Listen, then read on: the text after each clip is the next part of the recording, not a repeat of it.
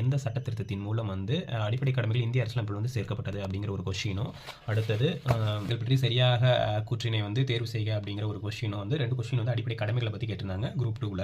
So அதுக்கு நம்ம பிரகதீஷ் புக்கில் இருந்து முடிஞ்ச அளவுக்கு அடிப்படை கடமைகளை பற்றி என்னென்ன கண்டென்ட் எல்லாம் ரொம்ப முக்கியமான கண்டென்ட் இருக்குது அப்படிங்கிறத பற்றி பார்க்கலாம். 1950 வந்து நமக்கு அடிப்படை கடமைகள் இருந்துச்சா அப்படின்னா இல்லை. எப்போ அதை சேர்த்துக்கிட்டாங்க அப்படின்னா 1975 உள்நாட்டு கலவரம் வருது. அப்போ தான் கடமையோட முக்கியத்துவத்தை வந்து உணர்றாங்க.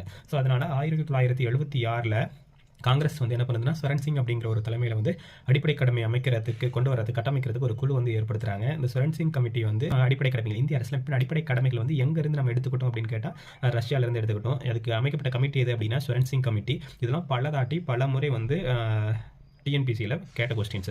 ஸ்வரன் சிங் கமிட்டி வந்து எத்தனை கடமைகளை வந்து பரிந்துரைத்தாங்க அப்படின்னா 11 கடமைகளை பரிந்துரைத்தாங்க. ஆனால் இவங்க கவர்மெண்ட் எடுத்துக்கிட்ட வந்து 8 கடமைகளை எடுத்துக்கிட்டாங்க. அடுத்த 42வது சட்ட திருத்தத்தின் மூலம் 2 அடிப்படை கடமைகளை எடுத்துக்கிட்டு மொத்தம் 10 கடமைகளை வந்து கொண்டு வராங்க. அந்த 10 கடமைகள் கொண்டு வராங்க. அந்த 10 கடமைகளை எங்கே வைக்கிறாங்க அப்படின்னா பகுதி 4A கீழே, பகுதி 4 ரோமன் லெட்டர் 4A கீழே 51A அப்படின்னு ஒரு 2ஐயுமே உருவாக்குறாங்க.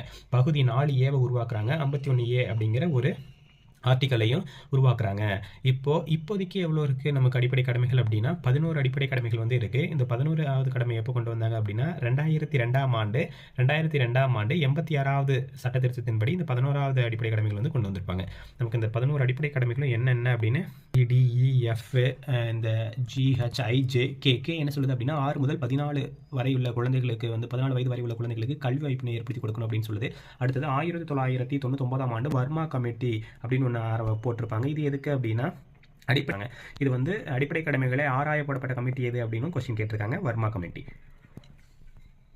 அடுத்தது தற்போது உள்ள அடிப்படை கடமைகள் 11. அடிப்படை கடமைகள் ஒரு குடிமகன் நிறைவேற்றல அப்படின்னா அவன் மீது வந்து வழக்கு தொடர முடியாது. இது நீதி விசாரணைக்கு அப்பாற்பட்டு இருக்கு அப்படின்னு சொல்றாங்க. தனிப்பட்ட குடிமகனின் கடமை இது. எனவே இதனை செயல்படுத்த நீதி பேராணை மூலம் செயல்படுத்த முடியாது அப்படின்னு சொல்றாங்க. தேங்க்யூ.